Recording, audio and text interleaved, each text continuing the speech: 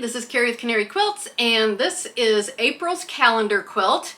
I don't have the pattern with me. My mom's doing this also, so she's got it with her. But I'm going to throw up a picture right now to show you what it looks like. It is 12 months of applique, and each month is specific. The applique is specific for the month. And as I've mentioned in other videos, I'm going to be doing something different for September since I don't have kids in school anymore. But it's going to be really fun, and if I do something different for September, I'll let you know in case you want to do that instead.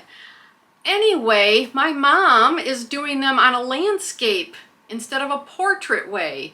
Hers is going to sit on her stove, and if you've been watching the last month, I showed you her landscape version. I don't have a picture of this month's yet. She hasn't finished it.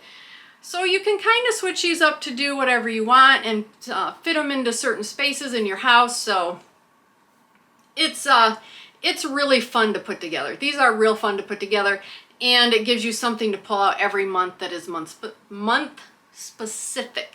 That's hard to say. So I have a link to this pattern down below. If you didn't know about it and you want to do it, you can get started at any point with these. And if you check the link out, it helps the channel out. Hit the subscribe button, notification bell, and you'll get to see me do these all 12 months.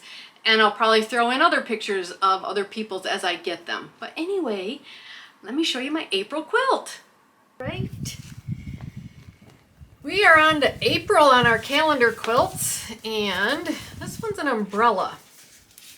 And some boots and some flowers. And if you're new here, you get this big sheet to transfer all your applique pieces over to your, I'm using light steamosine 2, marking on the gridded side. This is what my pieces look like. I don't think I'm gonna do one color for the umbrella, so I did it separately. But these are all the pieces I've got so far. And then what I need to do is build the background out here. And so they have like this rainbow color on the outer border and then light blues on the inner border. So I kind of went with, since it's raining, I went with like these grayish fabrics for the inside instead of the blue. And then these are my rainbow colors. These are all my greens on the bottom. Here's my orange and tans up the side. I've got 3 quote-unquote reds for right here. And then my pinks, or my purples, pink purples to blues right here. So that's going to be my outer border. And then what I'm going to do is I'm going to get the outer, and I'm going to get the background built. And then I'm going to audition fabrics for everything before I start transferring them. So let me get this built, and we'll come back and start doing that. All right, there you go. There is April. Fabrics picked out and stitched down. I was gonna do like a different color type of umbrella, but since this is rainbow colored all the way around, I decided to go with one color, and I didn't go with black or anything like that. I went with this teal, which I think is really, really pretty. And then I kind of outlined it with a variegated green stitching, that's satin stitching. So, and then I went with orange boots. I thought those really stood out. And then I went with mostly like purplish red tulips, and then different greens in here for my leaves, just to give those some variation. And the leaves are done in light green stitching. The stems are done in dark green stitching. So this down here is stitched, but it's like a double blanket stitch, where it goes up stitches and goes up one more stitches and come back and does it. So that's kind of a different stitching around that. So I kind of went with different types of stitching. With the raindrops, I went with white outline stitching here. Like, it's blanket stitch, but I did a white thread so that would kind of stand out. It was kind of nice not to have all the pieces done where I have to stitch all those. That was kind of nice this time. So this one really doesn't have a lot of pieces to it. So I really like it. I think it turned out really cool. I like my gray background. The flowers kind of blend in, but hopefully once I get it quilted you know, the applique stitching really helps it kind of stand out from the background, but I think even when I get it quilted and just outline everything, that will make it stand out even more. So that's what's up next, is I got to get this sandwiched and I got to get it quilted. But I wanted to show you what it looked like before I did that. Let me know if you're doing this. I'd love to see it.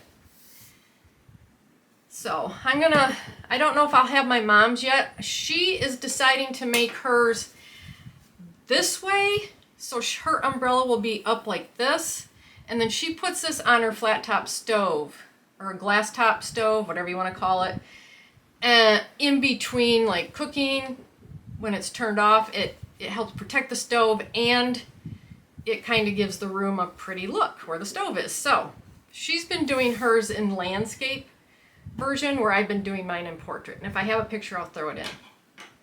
And if not, I'll put it up on my Facebook page when I do get a picture.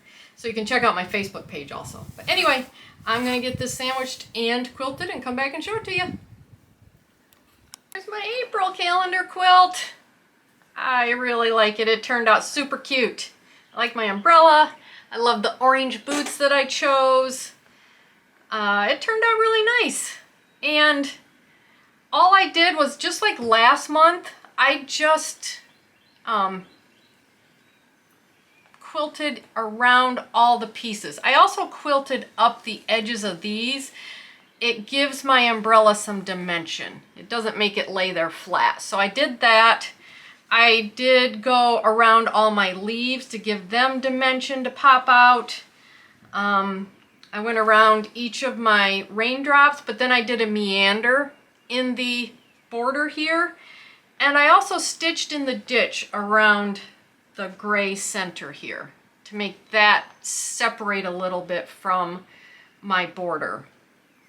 And I also used a dark blue thread, which kind of gives it an outline from a distance. If you get close you can see it, but from a distance it kind of gives it that black outline look, I guess, like a coloring book. But yeah, it turned out super cute. I like it. I'm gonna hang it up. And this is a lot of fun. These are a lot of fun to do, and they're really not too hard. They do take a lot of fusible webbing, so just keep that in mind.